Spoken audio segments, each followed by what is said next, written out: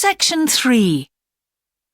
Two overseas students called Spiros and Hiroko have just finished the first semester of their university course. They are discussing with their English language teacher how they coped with the course. First, you have some time to look at questions 21 to 25.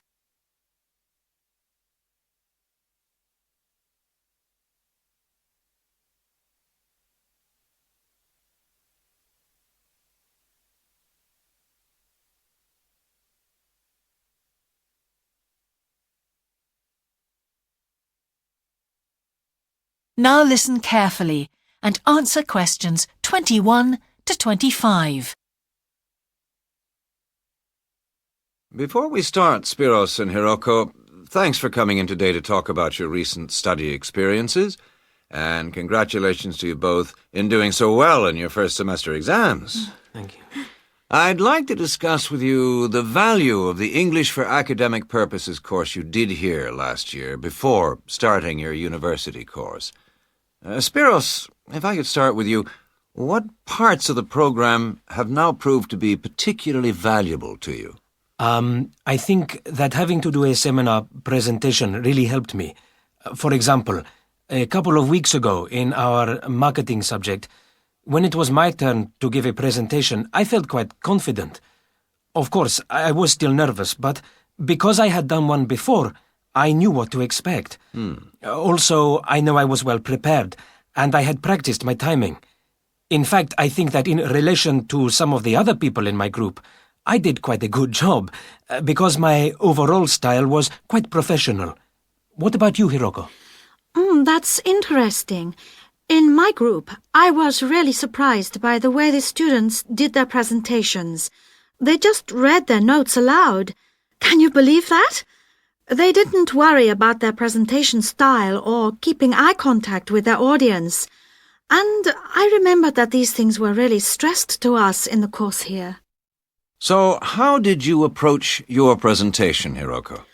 Well, to speak frankly, I read my notes too. At the time, it was a relief to do it this way, but actually when I had finished, I didn't feel any real sense of satisfaction. I didn't feel positive about the experience at all. That's a pity. You know, although I was pleased with my presentation, I am not so pleased with my actual performance right now in the tutorials. During the whole semester, I've not said anything in our tutorial discussions. Not a word. Really, Spiros? Why's that? Do the other students talk too much? It's partly that, but it's mostly because I have had no confidence to speak out. Their style of speaking is so different. It's not the style we were used to during the course. They use so many colloquialisms. They're not very polite, and sometimes there seems to be no order in their discussion. Also, they are very familiar with each other, so because they know each other's habits, they can let each other into the discussion. You're right, Spiros. I've experienced that too. Before you hear the rest of the conversation, you have some time to look at questions 26 to 30.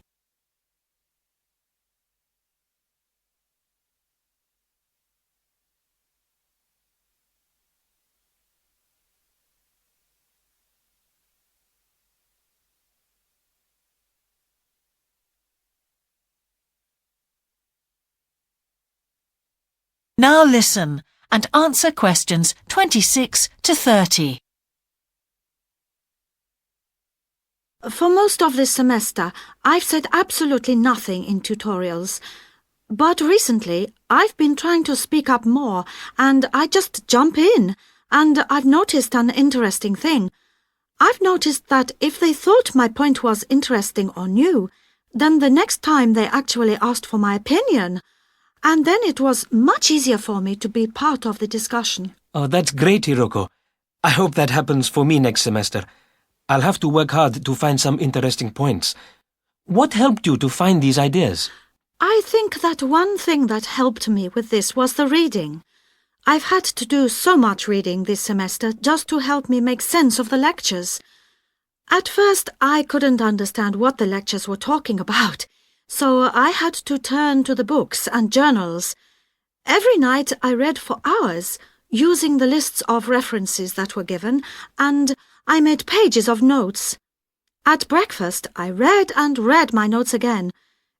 This habit has helped me to follow the ideas in the lectures, and it's also given me some ideas to use in the tutorials.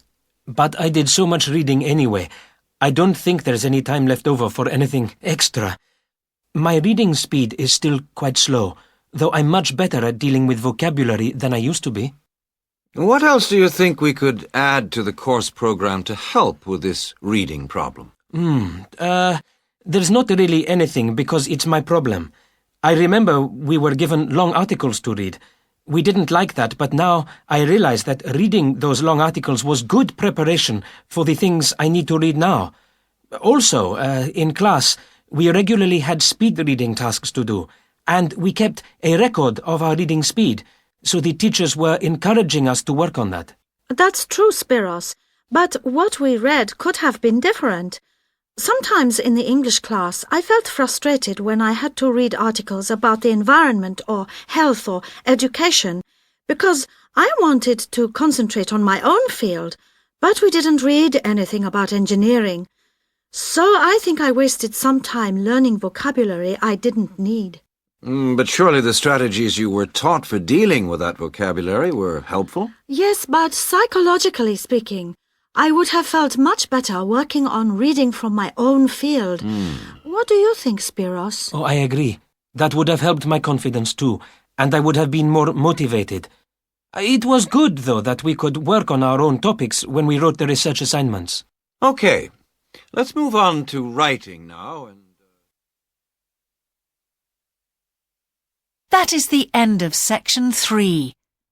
You now have half a minute to check your answers.